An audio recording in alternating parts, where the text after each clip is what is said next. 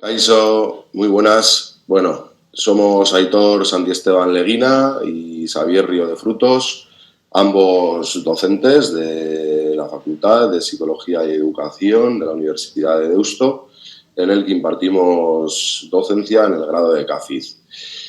Vamos a dar una pequeña charla sobre los hábitos alimenticios, ¿vale? Si ya de por sí es importante mantener unos buenos hábitos saludables en cuanto a alimentación se refiere, pues en la situación en la que nos encontramos ahora, ¿vale? De confinamiento, en el que nos encontramos más encerrados en casa, pues mucho más, ¿vale? Ya que nuestra actividad física se ha visto muy mermada al no poder salir de casa y veremos por qué esa actividad física es tan importante. Una alimentación saludable debe cumplir estos 4 criterios. ¿Vale? Debe ser equilibrada, tiene que ser suficiente en lo que ingerimos, muy importante también que sea variada y satisfactoria. ¿Vale? Lo que comemos nos tiene que gustar. ¿Vale? Estos son 4 descriptivos a priori sencillos, pero con una alta complejidad de ajustarlos entre sí. Y una pregunta que nos hacemos siempre es si todos deberíamos de comer lo mismo para estar saludables. Pues evidentemente, si la comida que ingerimos debe ser satisfactoria, está claro que no, ¿vale? Y ya vemos aquí, tenéis algún estudio, ¿vale?, en el que independientemente de la accesibilidad de alimentos de la que disponían distintas poblaciones contemporáneas de cazadores-recolectores, podéis observar que casi algunos no tenían acceso ni a fruta, por ejemplo. Todos sobrevivieron, ¿vale?, con índices muy bajos de morbilidad, ¿vale? Algunas, como las que veis ahí, como los Hadza, pues siguen en activo, ¿vale? Bueno, entonces, ¿qué ha ocurrido desde una perspectiva evolutiva? Hemos pasado, digamos, de dedicar mucho tiempo moviéndonos para poder sobrevivir, bien escapándonos de algún animal o bien cazando alguna presa para poder comer, que hoy en día ese binomio de movimiento y de actividad física-alimentación ha dejado de existir. Por lo tanto, podemos decir que algo en algún lugar durante todo este tiempo ha salido realmente mal. Es por ello que debemos de incidir más en los alimentos que ingerimos, ya que es muy difícil de reproducir el volumen tan alto de las actividades moderadas y vigorosas que realizaban nuestros ancestros. Por eso muy importante ese lema de pon ejercicio en tu plato. Vale, ¿y qué, cuánto y cuándo debo ingerir? Pues aquí tenemos una pirámide, la alimentación, en el que veis que la base más importante de esa pirámide debe ser el balance energético. Realizar ese ajuste de ingesta de calorías con las consumidas. Para ello tenemos encima de la base tenemos los macronutrientes, que disponemos de 3, los hidratos de carbono, las grasas y las proteínas, en el que debemos de ajustarlas a nuestro objetivo. No vamos a adentrarnos en ello, ¿vale? Luego tenemos los micronutrientes, que son las vitaminas y las minerales. Hay que tener incidencia en ellos porque influyen en nuestro apetito, en nuestros niveles de salud, en el estado psicológico. Bueno, más arriba de la pirámide tenemos el timing de cuándo ingerimos esos alimentos. Es muy importante para nuestro correcto funcionamiento corporal. Y bueno, y veis que al fin, en el pico de la pirámide, tenemos la suplementación. Aquí hay que dejar muy claro que si todo lo anterior no funciona para que nuestro estado de salud esté bien por cualquier motivo o cualquier enfermedad, pues sí que se recomiendan los suplementos, ¿vale? Pero siempre hay que intentar compensarlo con la alimentación. Vamos a dar un poquito más de incidencia en explicar el balance energético, es decir, lo que hemos comentado, cuánto nuestro cuerpo, cuánta energía consume nuestro cuerpo, ¿vale? Podéis ver en ese gráfico cómo se planifica el gasto energético diario, ¿vale? Fijaros que en reposo y en la inactividad es cuando más calorías consume nuestro cuerpo. Es por ello que realizar actividad física, movernos para mantener una buena masa muscular, pues es importantísimo, ¿vale? Porque ya sabéis que el músculo es un tejido activo en el que requiere de mucha energía constantemente, incluso cuando estemos parados, ¿vale? Esto no ocurre con la grasa. En la siguiente transparencia podéis observar el plato de Harvard. Es hoy en día lo que se recomienda. Nuestros platos debieran de estar compuestos en base a como podéis observar en esta diapositiva. La mitad de nuestro plato debería estar compuesto por verduras, incluso alguna pequeña fruta, ¿vale? Y luego esa otra mitad por cereales integrales y la otra por proteínas saludables con un alto valor biológico. Pero, bueno, tenemos que tener mucho cuidado cuando vamos al supermercado a comprar, ¿vale? Hay que tener mucho cuidado con esos etiquetados caracterizados como saludables. Ahí tenéis el Nutri-Score, que es un etiquetado frontal que sirve como calidad nutricional, en el que hay que tener mucho cuidado con ese semáforo, ¿vale? Porque hay estudios que demuestran que esta información pues, no es correcta. Fijaros cómo ponen en verde, ¿vale? El semáforo saludable, el verde quiere decir que ese alimento es más saludable, ¿vale? Cuanto más se va oscureciendo y llega al rojo, pues menos saludable. Y fijaros cómo alimentos procesados, incluso la Coca-Cola cero, pues tienen colores verdes, y otros alimentos que está demostrado que son muy saludables para nuestra salud, como el aceite de oliva virgen o las sardinas, que tienen unas proteínas muy buenas, pues están en esos colores en los que no están etiquetados como saludables, ¿vale? Entonces, cuidado a la hora de seleccionar esos alimentos. Y bueno, aquí podéis ver que una buena distribución de nuestros alimentos comienza desde la nevera, ¿vale? Si nuestros alimentos seleccionados para llenar nuestra nevera son naturales y frescos, pues estaré mucho más cerca de hacer esa alimentación correctamente, ¿vale? Ahora, pues bueno, Aitor os va a dar otras indicaciones y unas recomendaciones para cumplir, digamos, esa alimentación saludable. Vale, como bien ha dicho antes Xavier, nosotros tenemos 3 tipos de macronutrientes. Los carbohidratos, por un lado, que nos sirven tanto para el combustible, tanto de los músculos como para el cerebro. Luego también tendríamos las grasas, ¿vale? Que, bueno, si las grasas vienen de productos naturales y no procesados, pues sabemos que tienen sus beneficios, ¿vale? Hay una falsa creencia que la ingesta de grasas puede ser perjudicial, ¿vale?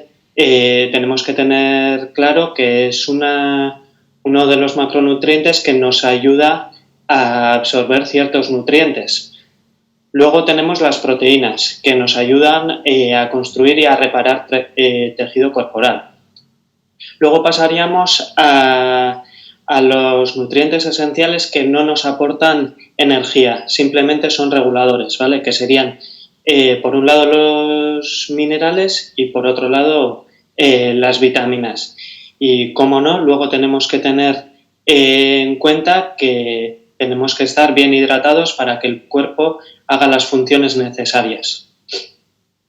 Bueno, dicho esto, y ahora más que nunca que estamos en un estado de cuarentena, tenemos que tener en cuenta que el estado anímico que tenga la persona puede afectar tanto a la alimentación como a la elección de alimentos que antes ha comentado Xavier que tenemos que tener en la nevera, ¿vale? Tenemos que tener muy claro que ese estado de ánimo puede aumentar o disminuir nuestra ingesta diaria. Las emociones que más influyen serían la ira y la alegría, ¿vale?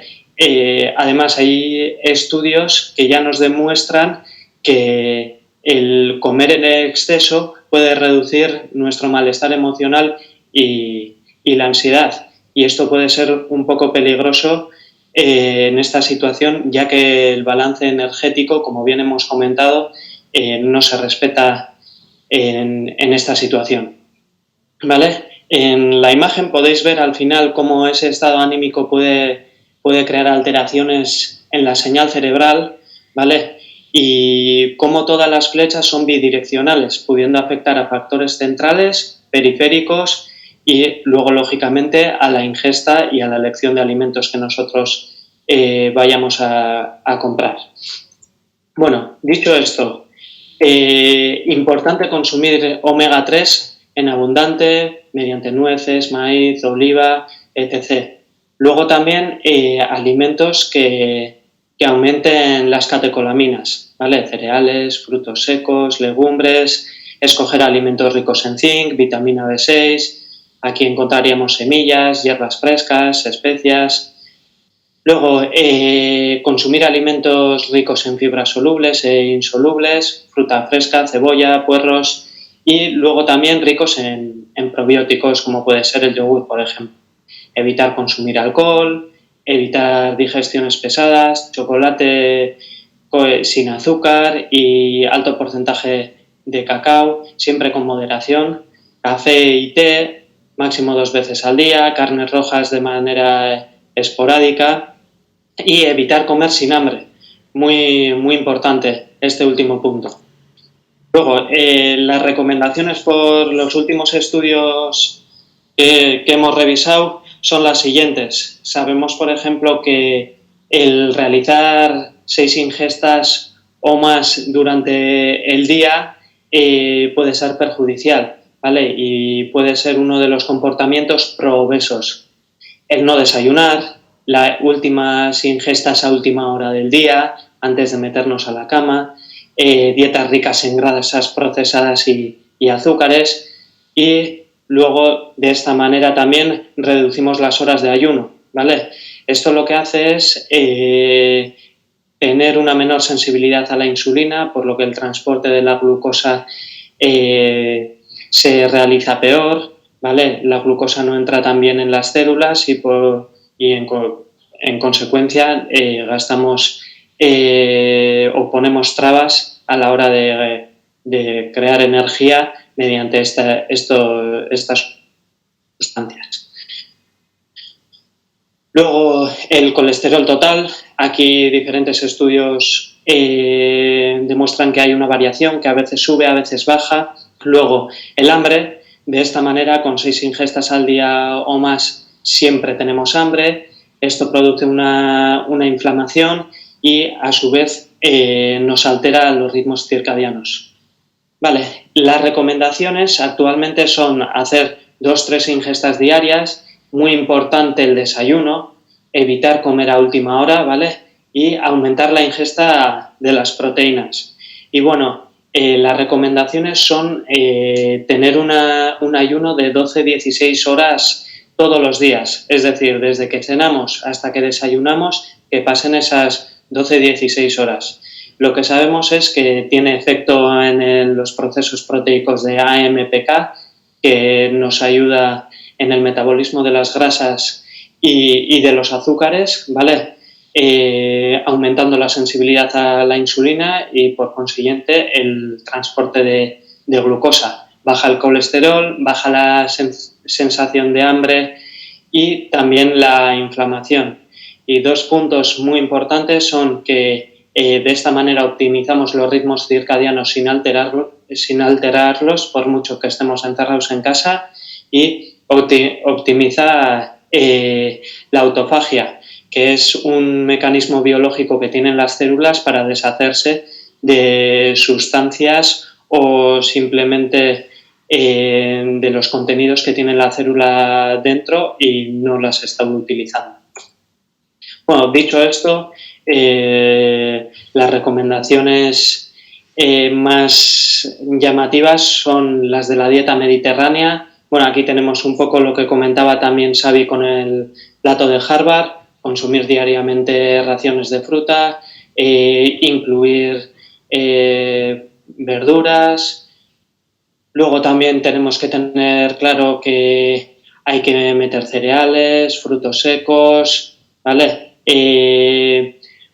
Consumir huevos y pescado más que carnes rojas, priorizar el aceite de oliva al cocinar, evitar mantequillas, cocinar con poca sal, ajo, cebolla, ¿vale? Y bueno, aquí os dejamos las indicaciones para que sea más sencillo. Y luego, deficiencias más comunes en la alimentación. al final en la ingesta no metemos suficiente zinc, ni magnesio, ni hierro, ni calcio, ni vitamina D. Entonces, tomar alimentos ricos en estos minerales y vitaminas sería una buena recomendación. Dicho esto, tenemos falsos mitos, ¿vale? Hay bastantes estudios hechos con huevos y el tema del aumento del colesterol sabemos que no es así, ¿vale? La ingesta de huevos en nuestra dieta es bastante recomendable porque además de tener alto contenido en proteínas, es uno de los alimentos que más saciados nos deja, ¿vale? El tema de las grasas engordan, ya he comentado antes también, la ingesta de grasas siempre y cuando sean de productos naturales no tienen por qué ser perjudiciales para la salud, ¿vale? Siempre y cuando compensemos con proteínas y carbohidratos. Que los carbohidratos engordan por la noche, otro de los falsos mitos, ¿vale? De hecho, la ingesta de carbohidratos ayuda a conciliar el sueño. Luego, beber agua en las comidas engorda, también otro de los falsos mitos. Y luego el tema de los alimentos light, ¿no? Que es muy recomendable y no, tampoco es así. Los alimentos light lo que están haciendo al final es una reducción del contenido, ¿vale? No eliminan esa cantidad de azúcar ni esa cantidad de grasa procesada, ¿vale? Y luego, el desayuno debe de contener cereales. Tampoco es necesario que en el desayuno tomemos cereales. Puede ser una tortilla o cualquier otro alimento. Y que el alcohol con moderación es bueno, otro de los falsos mitos, ¿vale? El alcohol al final son calorías vacías que no nos aportan ningún beneficio energético. Y bueno, con esto finalizamos la charla. Supongo que habréis aclarado bastantes cosas y bueno, recordaros que importante intentar hacer ese ayuno desde la cena hasta el desayuno, ¿vale?